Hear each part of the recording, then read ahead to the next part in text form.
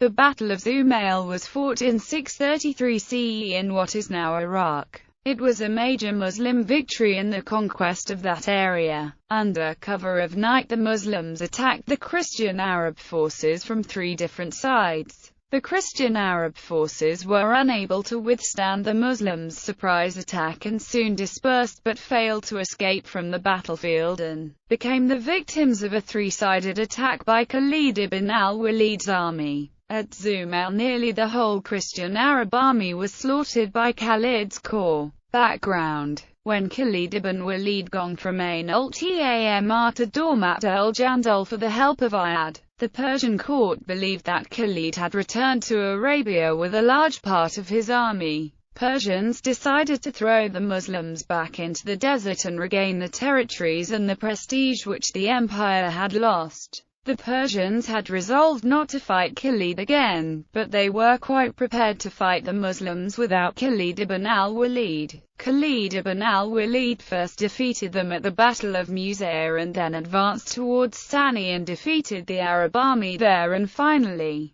defeated the last army at Zumail. By now Bahman had organized a new army, made up partly of the survivors of the Battle of Velez, partly of veterans drawn from garrisons in other parts of the empire, and partly of fresh recruits. This army was now ready for battle. With its numerous raw recruits, however, it was not of the same quality as the armies which had fought Muslims south of the Euphrates. Bahman decided not to commit this army to battle until its strength had been augmented by the large forces of Christian Arabs who remained loyal to the empire. He therefore initiated parleys with the Arabs. The Christian Arabs responded willingly and eagerly to the overtures of the Persian court. Apart from the defeat at Ain al-Tamr, the incensed Arabs of this area also sought revenge for the killing of their great chief, Aqqa. They were anxious, too, to regain the lands which they had lost to the Muslims, and to free the comrades who had been captured by the invaders.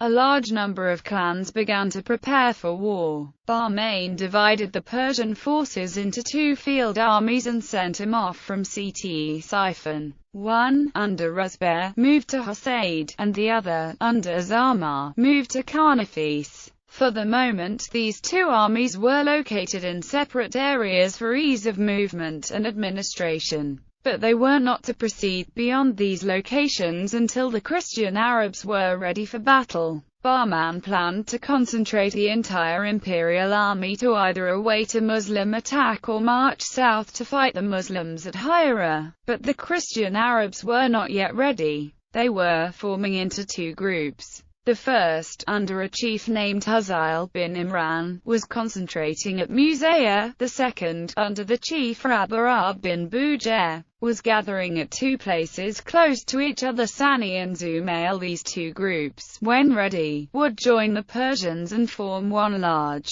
powerful army. This was the situation that greeted Khalid on his arrival at Hira from Dormat el-Jandal in the fourth week of September 633. The situation could assume dangerous proportions, but only if the four imperial forces succeeded in uniting and took offensive action against Hira. Khalid decided to fight and destroy each imperial force separately. With this strategy in mind, he divided the Muslim garrison of Hira into two corps, one of which he placed under Aqqa and the other under Abu Layla. Khalid sent them both to Ain al-Tamr, where he would join him a little later, after the troops who had fought at Dormat el-Jandal had been rested. The army was now organized in three corps of about 5,000 men each, one of which was kept in reserve. Khalid sent Al-Qaqqa ibn Amr at Tamimi to Hosaid and Abu Layla to Carnafis with orders to destroy the Persian armies at those places. It was Khalid's intention to fight both Persian armies speedily as well as simultaneously, so that neither could get away while the other was being slashed to pieces. But this was not to be, for the march to Carnafis was longer than to Hosaid, and Abu Layla failed to move his forces with sufficient speed to make up for this difference. Meanwhile, Khalid remained with his reserve corps at Ainut Tamar to guard against any offensive movement from Sani and Zumail towards Hira. Qaqa defeated the Persian army at Husaid. The remaining army retreated to Karnafis, where when the commander of the army at Karnafis heard about the Muslims' victory at Husaid, withdrew his forces to Musayah and joined the Christian Arabs. At Musayah, that army was defeated in the Battle of Musayah. Later the same was done to the army at Sani. The maneuver of Khalid. The remaining objectives were Musayah, the Sani and Zumail. Khalid ibn al-Walid selected Musayah. The other was a smaller objective and could be dealt with later without difficulty, as by now the exact location of the imperial camps at Musayah, Sani and Zumail had been established by Khalid's agents, and to deal with this objective he designed a maneuver which, seldom practiced in history, is one of the most difficult to control and coordinate: a simultaneous converging attack from three directions made at night.